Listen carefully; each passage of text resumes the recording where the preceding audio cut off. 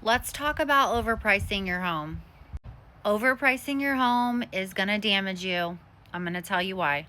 When you overprice your home or your home listing, even if it's like 20 grand, 10 grand, something like that, you sit on the market because people will not just come in and insult you. I know that's just hard to understand. You want them to just say, oh, well, I'm just going to price it above because they're always going to come in lower. No, this is not always the case. You don't know. I see full price offers all the time, especially with contingencies, especially when it first comes on the market and they think, oh, that's a good price, I need to get it. They don't always come in lower. But let's just talk about when homes are overpriced. So what happens is you overprice the home sits and it sits, and you get a couple showings and they say it's overpriced, and you say, no, but my home is so amazing, it's so much better than every other home. I usually think to myself, why do you always think that? Every seller thinks that. It's so annoying. Your home is not that much better, and like half the stuff that you put in your home after you bought it, the value isn't there for another buyer. So you're over here sitting and it's been 35 days, 45 days, 60 days, 80 days, 90 days. Now, listen, in some markets, 90 to 120 days is absolutely normal. That's the average time frame that a home sells in because it's slow. And that's okay. But when you see price reduction or no price reductions or just one, and it just sits and there's like nothing going on, nothing changing with the marketing, nothing changing with the photos, people start to think something's wrong with your home. They start to inspect it with a fine-tooth comb and a little magnifying glass.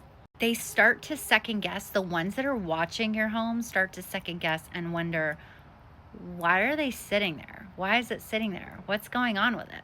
And they worry that because your home is not desirable to other people, maybe they shouldn't buy it. So I'm the firm believer, after 20 something years in this business, that you should have price reductions to keep it fresh. And every time you do a major price reduction, you put it in front of all brand new buyers, because buyers search in terms of like $25,000 increments, and they search online on those, those drop down boxes on those big portal websites like Zillow or realtor.com or Redfin or Remax or whatever. So, every time you do price reductions, it doesn't absolutely hurt it. I mean, it just shows that, hey, we priced it up here, we tried it, but we're not staying stagnant. And if you do price reductions quickly, then you'll get more people in front of it, and then you'll have a better chance to sell. And actually, if an agent were to call me and say, hey, why is your listing sitting so long? I was like, we tried it a little higher. There's absolutely nothing wrong with it. We're getting a lot of showings now, because usually when I drop it like that, we get more showings, and then I've got a little more control over what's happening with the listing, and I feel a little bit better. My sellers feel a little bit better, because if you are on the market and you're overpriced and you're getting no showings, it's overpriced. And if you're getting a few showings, it's just a little overpriced. We're talking about maybe like 5%. And so you're getting close. If you're on the market and you're a little overpriced, you're getting showings, but it's not selling, you're very close. You just need to drop it a little more and a little more until the right person sees it, and then they buy it. It literally happens like that. And I've sold 1,500 homes, so I would know.